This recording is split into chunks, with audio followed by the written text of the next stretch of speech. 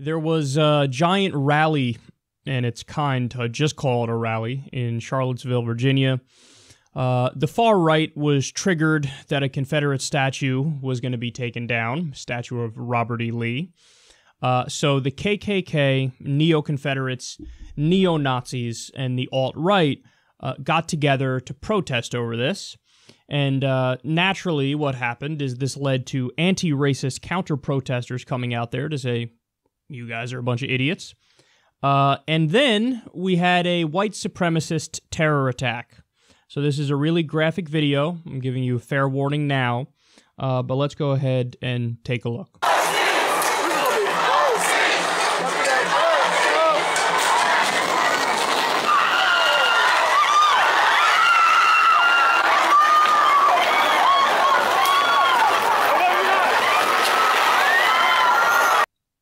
20-year-old James Fields was driving the car. He had Nazi sympathies. They went back and did an interview with his mother and some of his teachers from when he was younger. He was like obsessed with World War II history and was a little too into the Nazis.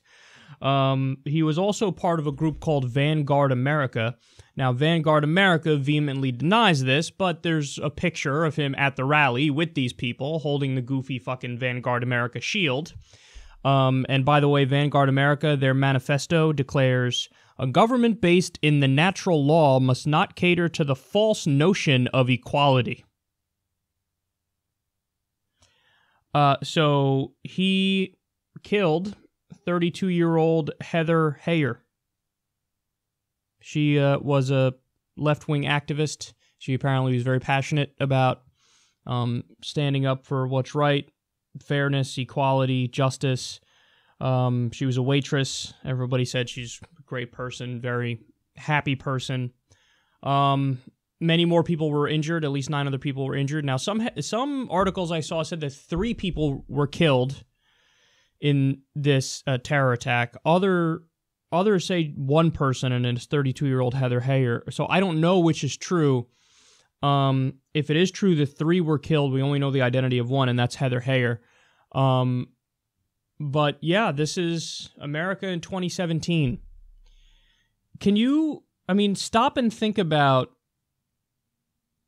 what kind of a person you have to be to get really, really triggered at the fact that a statue of a slave-owning traitor is being taken down 152 years after he lost the war. Because that's exactly what's happening. The Confederacy, they're like the definition of traitors. Yeah, we're no longer going to be part of the United States of America because you won't let us own human beings. Talk about being on the wrong side of history.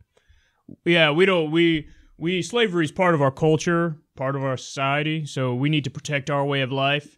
And so this is the war of northern aggression. Why don't they give us the right to continue to own human beings? So, slave-owning traitors started a war, were defeated, and now 152 years later, you have triggered white nationalists and white supremacists who are so butthurt and so angry that a statue of this loathsome cretin is being taken down. It's just hard to wrap your mind around the fact that that is still a thing, And so nobody should misunderstand the situation in thinking that, for example, like all of Trump's voters had economic anxiety and view the election as here's a guy who's going to keep our jobs in America, and they have like rational anti-establishment concerns. There are certainly some Donald Trump supporters who fall in that camp and who viewed Hillary Clinton as the status quo and the establishment has been screwing them over all this time, so they wanted to roll the dice on a guy like Trump to see if maybe he'll be more populist and look out for them economically. But there are clearly, a strong contingent of deplorables. I mean, what is this other than an irredeemable deplorable? That's exactly what this is. When it's 2017 and you're a neo-Nazi, what the fuck else do you want people to call that? That's not because, oh my God, I had some sort of rational grievance and I turned to Nazism. No, it's you are genuinely a horrible person with a horrible ideology and you latched onto it like a religion. I mean, that's what it is. It's basically like a fundamentalist religion. So, I mean, think about that, man. This still exists and it's still somewhat prominent in the year 2017, where there was a decent number of people out there. And then the other fact about this that's driving me crazy is the media is seriously struggling with itself to try to figure out here, like, how do we discuss this? How do we describe this? I mean, you would think it is super straightforward. Okay, what's the definition of terrorism? Somebody who does an act of violence against civilians in the name of a political or religious ideology. That's the definition of terrorism. This meets that definition of terrorism. In fact, this meets any definition of terrorism because this is a guy who is a white supremacist who's killing anti-racist, anti-fascist counter-protesters. Running them over with a car, which is an ISIS tactic. Now, you go back and you look at the headlines when it's ISIS that does it. It's across the board, it's unanimous, terror attack, terror attack, terror attack, terror attack, terror attack. In this instance, it's not across the board. Some are describing it as a terror attack rightly, and even some people, to be fair to Trump's administration, some people in his administration are like, yeah, this is terrorism. Some Republican politicians are like, of course, it's terrorism. What the fuck else are we going to say? But the media, you go look at the headlines, some of them are like, car runs over, counter-protesters and stuff like that. Clash breaks out between neo-Nazis, white supremacists, and counter-protesters.